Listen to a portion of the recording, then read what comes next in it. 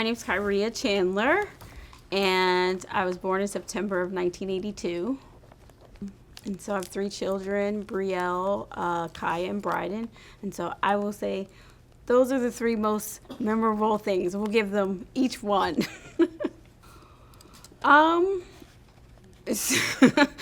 So I had up until probably until I had my children, I had one life lesson, probably not the most adulting one, but then the one that my mom always told me was, when there's a will, there's a way. And so I really think that's important, but it's okay sometimes not to have the will. Sometimes you can just rest and recuperate and get yourself together, right? So I think that that's really important. But when I was younger, I said strategic laziness is the way to life. I would say that all the time because I wasn't like a gunner, like I wasn't like, I wanted to be the top of my class. I didn't want to, I'm very kumbaya, in terms of that. So what I would say is like, okay, what's the easiest way that I can do this? Now, the easiest way still might have been working very, very hard, but I would always think about like, okay, is there a better way? Is there an easier way? How can this work? And so, it's not always about not working harder than you need to, but it's about being smarter. I guess that's probably the point when I was like 16 sprouting off this quote. But now I think, my mom's is in my ear a lot. Well, first, I read a lot of African American romance, and so there is no one book. But as a genre, like I love, probably started reading that around 7th grade, and I literally never put down books. Homegoing is probably my favorite book by Ya Gyasi. I think it should be required reading in like every high school. It's pretty much,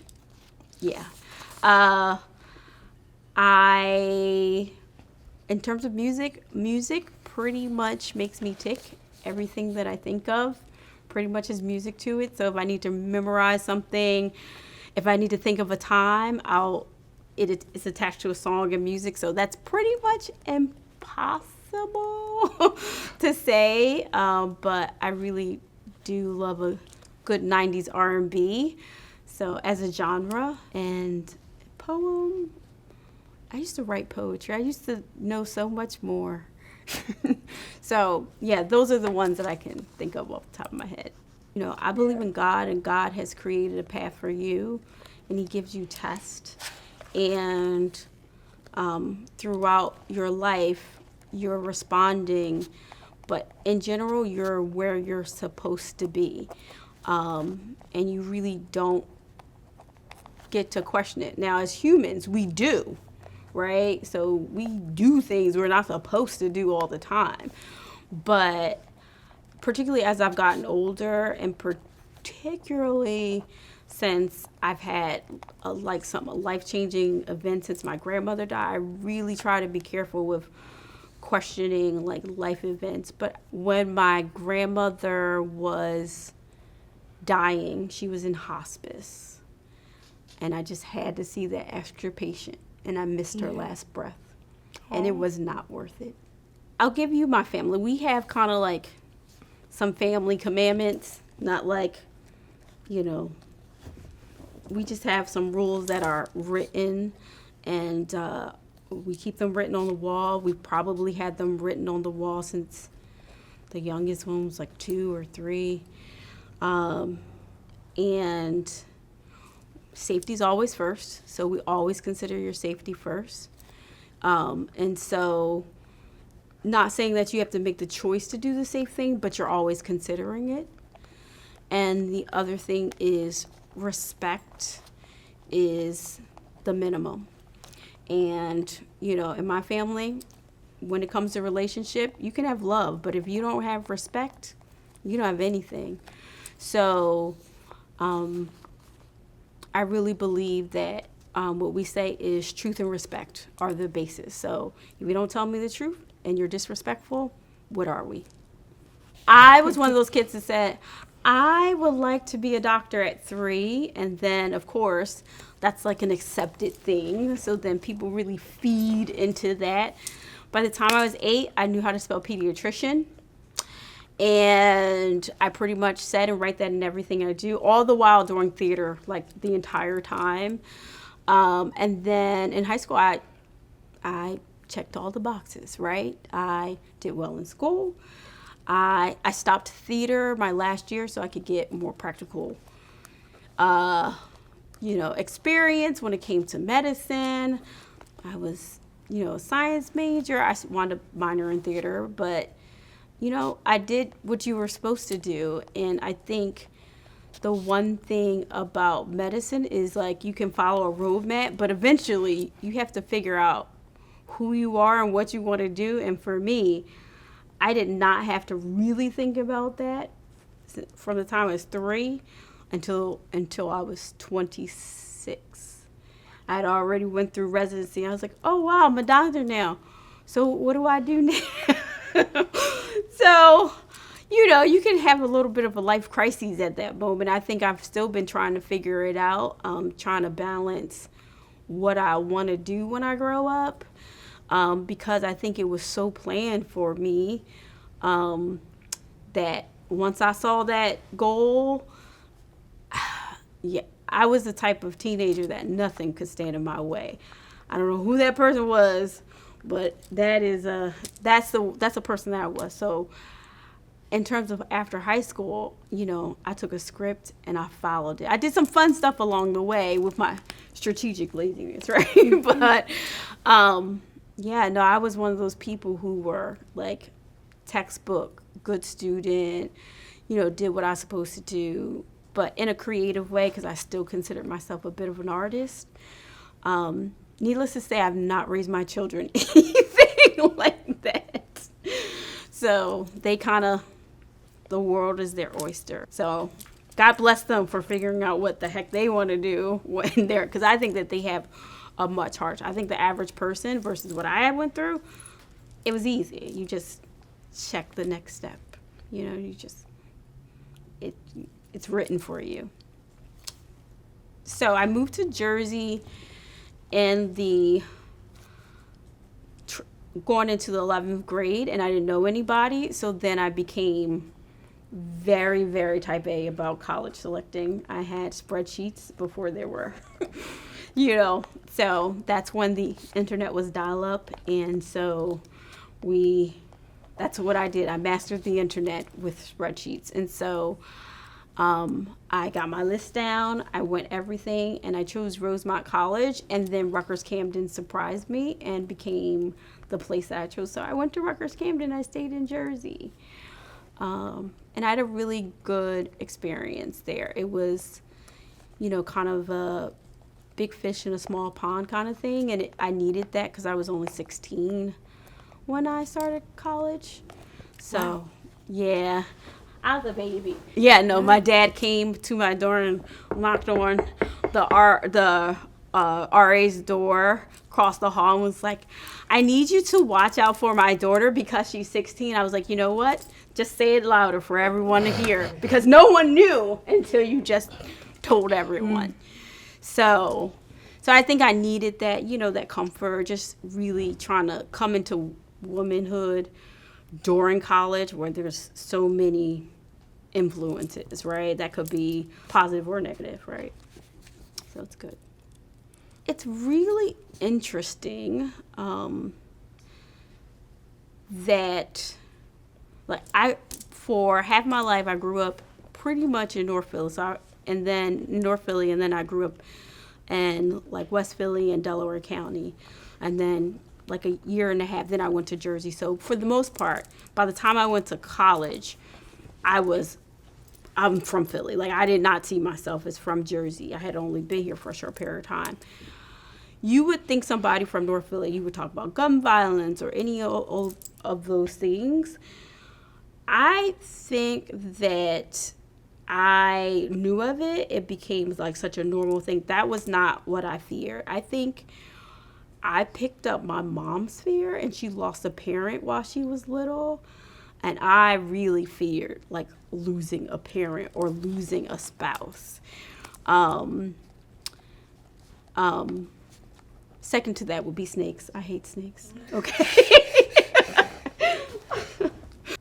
As a mom, your biggest fear is something happening to your children. I work in with children who things have happened to them, and I know the reality of that every day.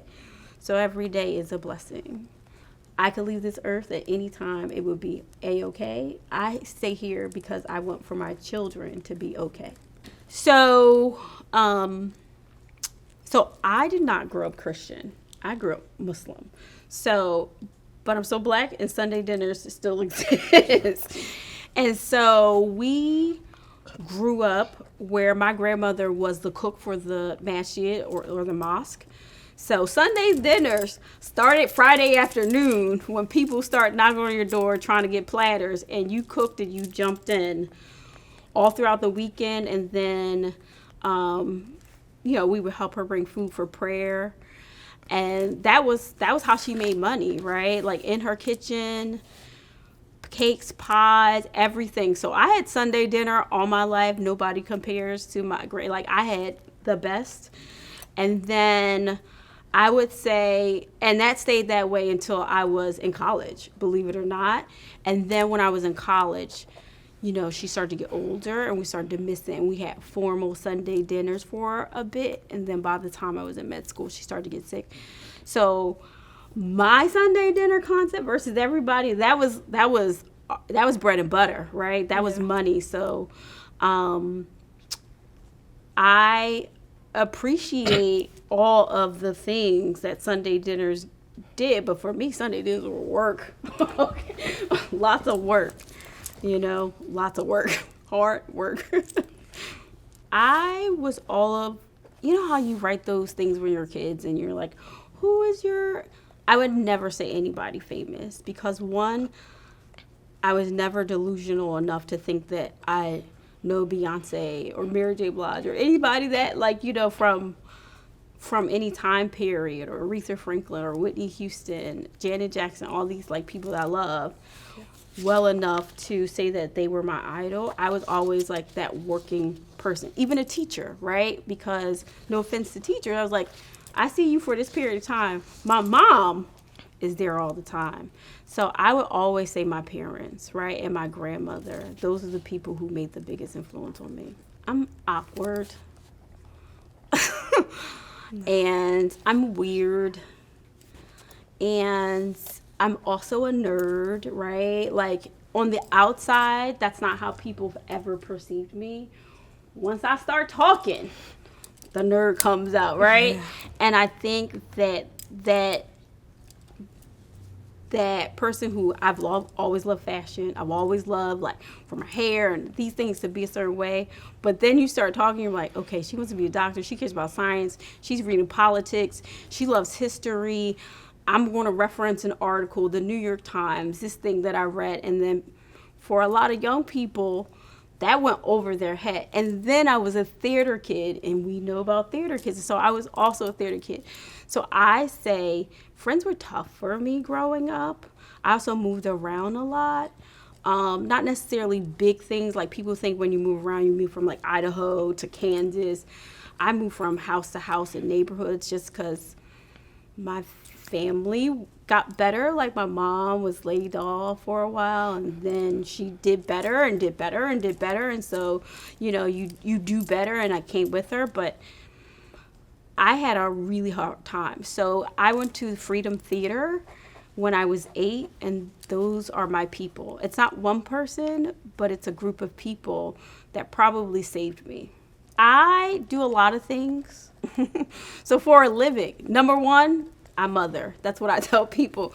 Yep. Number two, I'm a family physician. So I have my degree in osteopathic medicine, and then I'm a family medicine physician. But I also do consulting work. I have my own practice on the side, and I'm the medical director of a children's long-term care facility. So I like administration. I'm a weird doctor where I like to solve the problems and figure out and get into the groove of things. So the best story, we have a white coat ceremony when you go to med school.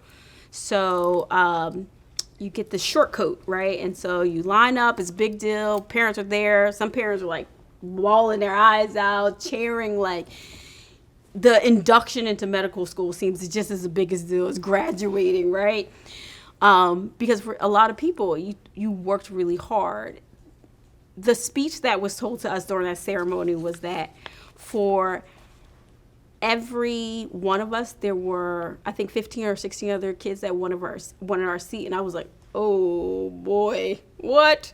And then he asked us to raise our hand and said, who is a theater major? And there was like me and one other person. He was like, you guys are the most prepared in your entire class. And I was like, what? How is that possible?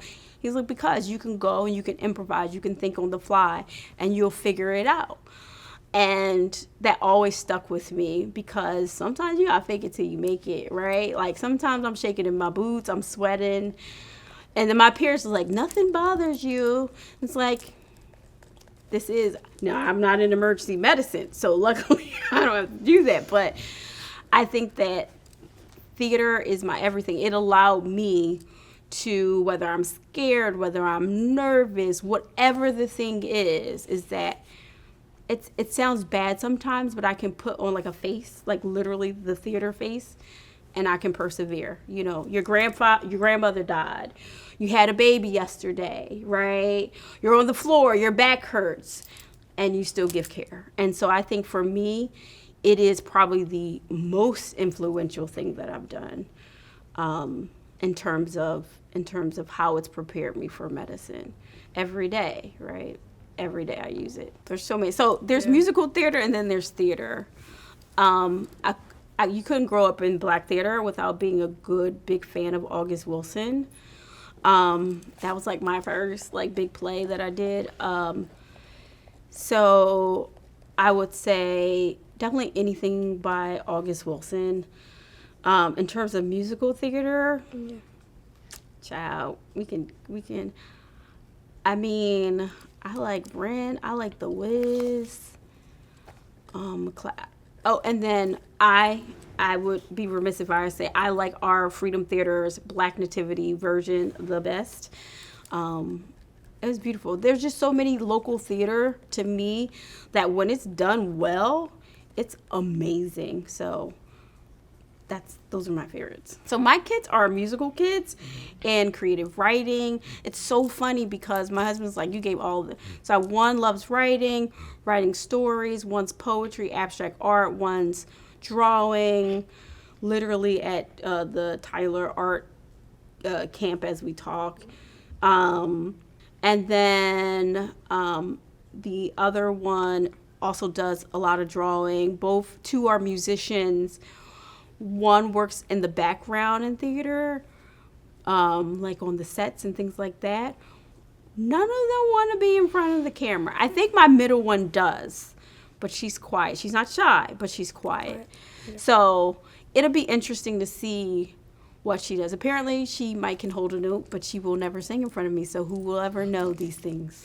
My husband's from Lawnside, and obviously that's the next town over. After we had our first, and I was still in residency, I needed my mom a lot. You work about 100 hours a week, and now I had a newborn, so that was really hard. And, I just needed my mom. And we were in media, and the downstairs person smoked. And I went through every possible scenario where if my child ever had a cough or asthma, that it would all be my fault because I stayed in that apartment. So we wound up moving back with him to my husband's family house in Lawnside, trying to figure it out. We went down south. We went everywhere. It's not easy being a Black Muslim and trying to figure out where to live. And I was in a city and I was driving past, and I know we wanted to have a big family. Like, we were somewhere between 4 and 5 kids. Like, we knew. And there was a lady who had little kids, and she had a third kid. And I was like, how can I safely get this third kid into the house? And at that point, once I got pregnant with my third, I was like, we need to move. We're moving to Haddonfield. And my oldest was already in Haddonfield Friends, and we were there like every day anyway. And so I convinced my husband that if we did not have a walking town, we would all die from cardiovascular disease. And I needed access to public transportation. And I'm pretty convincing. So I didn't need a slideshow for this one. So it was like every other choice that we tried to make didn't make sense right at that time.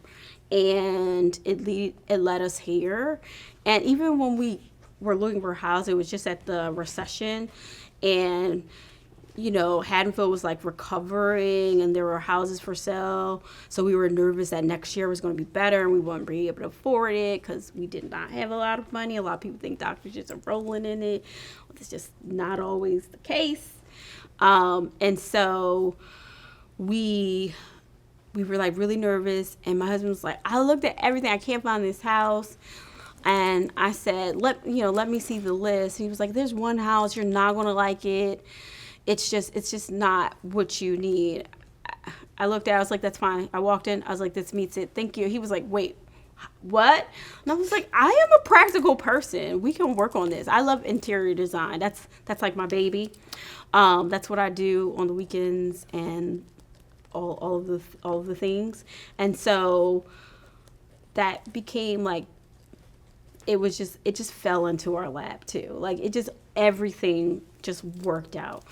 So I take that as a sign, right? Like this is okay. This is supposed to be my baby's at Friends. She's loving it. We're loving it.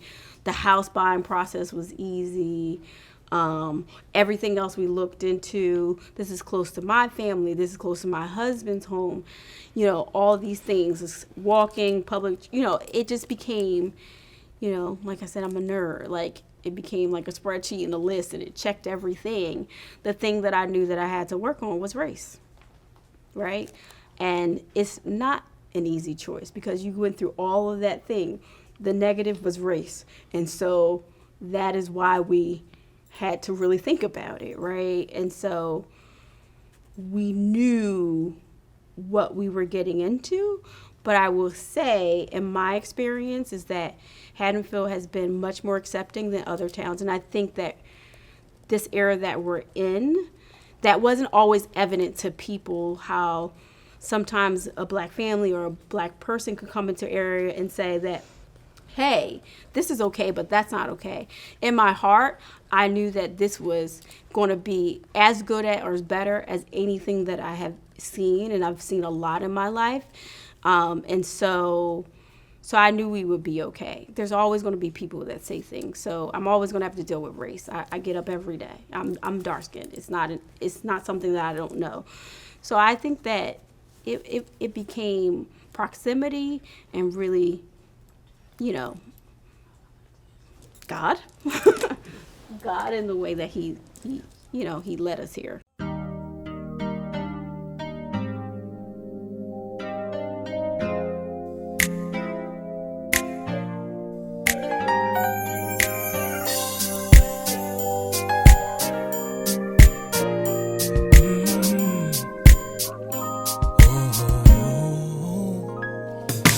Always be proud of what you've overcome, and always be proud of all the battles you've won, and always be proud of all of your darkest days, the tears you held back when you walked away, and always be proud of your mom and your dad, and whatever affair that they once had.